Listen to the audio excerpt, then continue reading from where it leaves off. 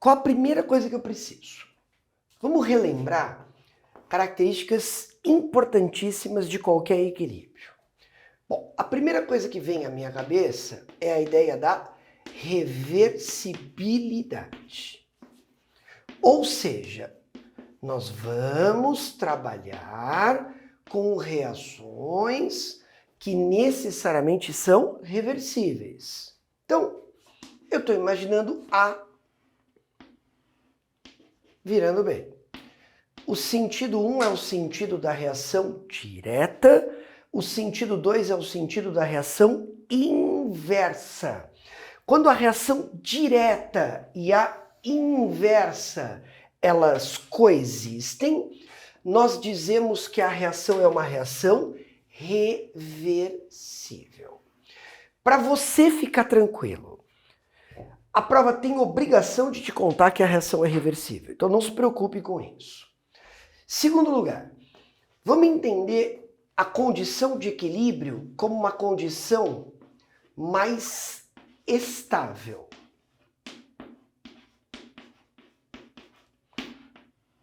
Ou seja, a tendência natural da reação é buscar essa condição de equilíbrio. Uma terceira coisa importante é que no equilíbrio, a velocidade da reação direta e a velocidade da reação inversa, elas são rigorosamente iguais. E, somado a isso, as concentrações, vamos lembrar que aqui as concentrações estão expressas em mol por litro. As concentrações das substâncias no equilíbrio, elas assumem valores constantes. Beleza. Quando você vai fazer prova, o que você percebe nas provas em exercícios de equilíbrio químico? Você percebe a existência de questões que envolvem gráficos. Isso é super comum. Aí eu preciso de dois tipos de gráfico. Eu vou chamar de um gráfico A. Nesse gráfico, eu vou ter tempo e vou ter concentração. Eu vou passar uma linha pontilhada. Essa linha pontilhada determina o instante em que o sistema estabelece o equilíbrio. E o meu gráfico, ele seria algo assim. Esse está fazendo o papel de A e esse está fazendo o papel de B. E o que eu percebo? A partir do instante de tempo em que as concentrações de A e B não mudam mais, eu digo que o sistema entrou em equilíbrio. Que outro tipo de gráfico me interessa aqui? Eu não tenho dúvida. Um gráfico onde eu vou colocar a velocidade em função do tempo. Vou fazer a mesma coisa aqui. Eu vou passar uma linha pontilhada, o sistema entrou em equilíbrio, e aí o meu gráfico ele vai ter esse perfil. Quando o sistema entra em equilíbrio, a velocidade V1 e a velocidade V2, elas são necessariamente, rigorosamente iguais.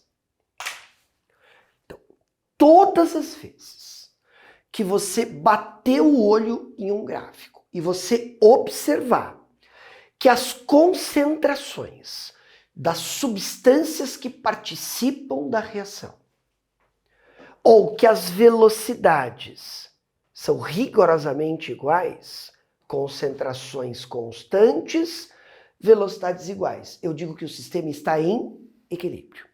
E isso só vale para reações reversíveis. Muito bem, essa é a primeira coisa que eu preciso de você. Aí, o que a prova vai cobrar de você? A prova vai cobrar de você que você encontre a chamada constante de equilíbrio. De uma forma genérica, essa constante de equilíbrio, eu posso chamar ela de Kc. Por que Kc? Porque ela vai mexer com concentração. Ou eu posso chamar ela de Kp. Por que Kp? Porque ela vai mexer com pressão. Sassá, como é que eu vou saber se a constante que eu vou calcular, ela vai mexer com concentração ou ela vai mexer com pressão? Isso a prova vai contar para mim.